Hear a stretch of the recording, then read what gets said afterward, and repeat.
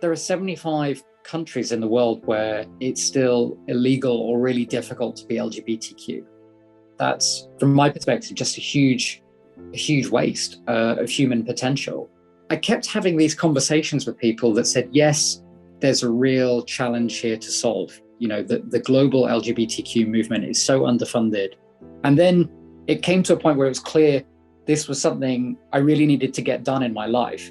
And I actually asked to move to a part-time model, and BCG and my colleagues were hugely supportive of that. In just over 3 years, we've raised over $2 million for LGBTQ grassroots activists around the world. We've helped to set up the first ever trans network in the Caribbean. And actually, when we were preparing to launch, BCG then came on board as our founding corporate sponsor for Give Out.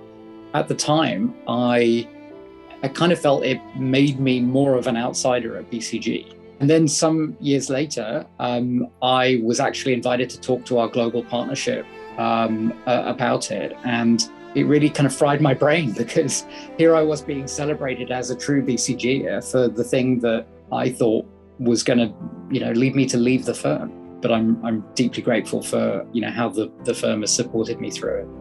Working for 20, 30, 40 years and then thinking about how to do something for the community. That's an old model, and I think it's a broken one.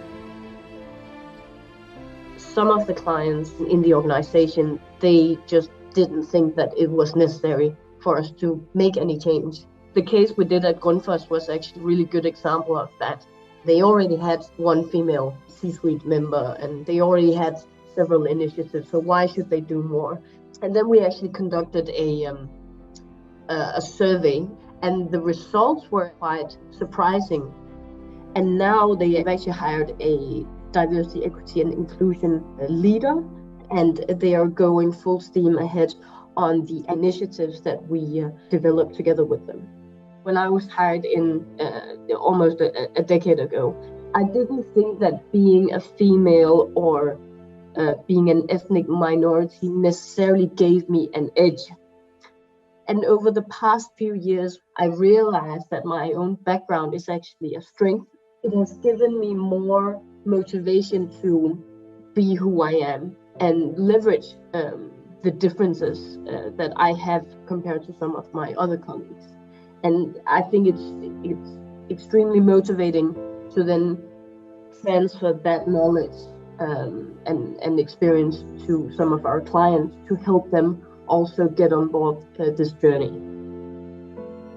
Between March and May of 2020, there were a range of police shootings and violence against underrepresented minorities in the U.S.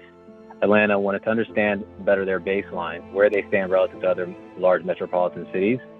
This elicited, a lot of emotions, right? And seeing a lot of the stats, particularly Black men in this case in the U.S., and then realizing that this is one symptom of a systemic issue, it's hard to grapple with, right? After digging in and trying to think through some targeted initiatives, I felt a sense of empowerment, right? Being able to engage with the administration, work with community leaders, communicate that to police leadership, implementing sustainable change.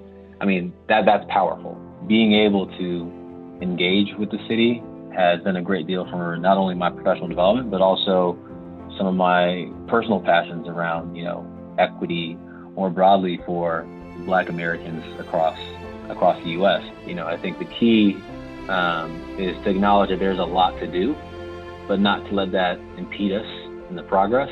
And topics regarding equity, equality, there aren't always clean solutions that will easily drive consensus.